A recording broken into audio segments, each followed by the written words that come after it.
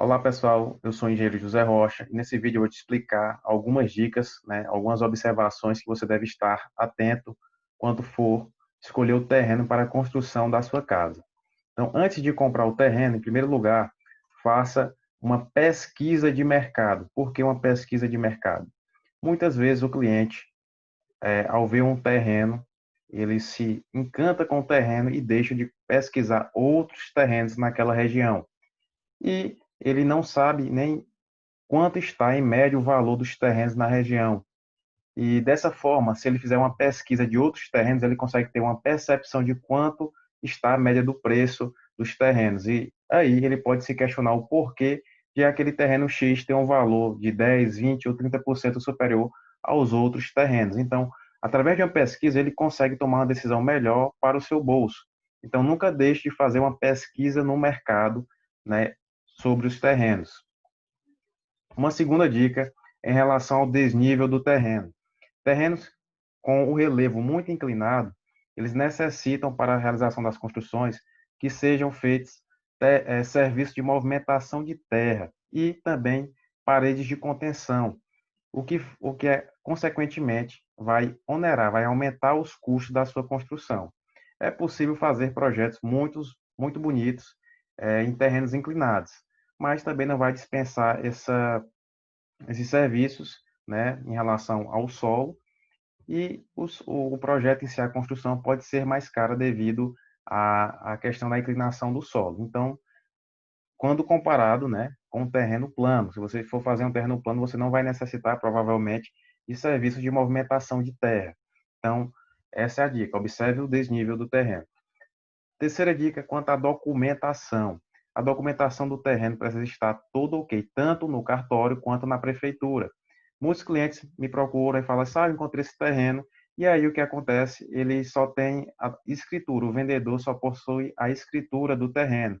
É necessário ir ao cartório verificar como é que está a situação do terreno, quem que é de fato o proprietário, pois é quem está com o nome lá no registro, né, lá na matrícula do imóvel, lá diz, esse terreno pertence a seu fulano de tal. E às vezes uma escritura não garante a posse do terreno. Então é necessário que seja feita essa averiguação em relação ao terreno, né, tanto no cartório quanto na prefeitura, para ver se está tudo ok em relação ao terreno. Quarta dica, vizinhança. Através da vizinhança é possível você fazer algumas observações importantes para o seu terreno, como se há algum local que pode causar transtornos para os moradores ali daquela região, por exemplo, uma casa de festa. Outro exemplo, uma escola. Escolas são ambientes que se tem muito barulho, principalmente no horário dos intervalos. E isso pode ser um fator negativo em relação ao terreno, né? Outra observação para você utilizar também a vizinhança. Observe quais foram as fundações que aquelas construções ali da vizinhança fizeram, né? Isso vai ser um parâmetro para você, né, ter como base mais ou menos como é que você vai fazer a fundação da sua construção, né? Não quer dizer que vai ser igual, mas é uma referência. Observe se as construções vizinhas elas apresentam alguns problemas em relação à fundação, trincas, coisas do tipo, né? Quinta observação é em relação à legislação local. Toda cidade tem leis que determinam como é que devem ser as construções, né, em relação àqueles terrenos daquela região, né? Existem em todas as cidades os zoneamentos. Então, o que acontece? Existem zonas comerciais, zonas industriais, zonas rurais, e dessa forma, a legislação municipal ela determina como é que deve ser feitas as construções dentro daqueles terrenos.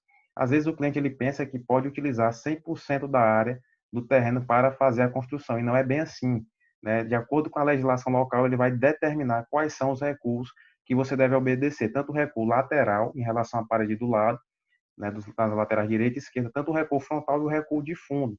Não é bem assim só chegar lá e construir. Então, você tem que atender à legislação local do município. E outra coisa é em relação à infraestrutura. É importante que você tenha acesso à água, luz, né?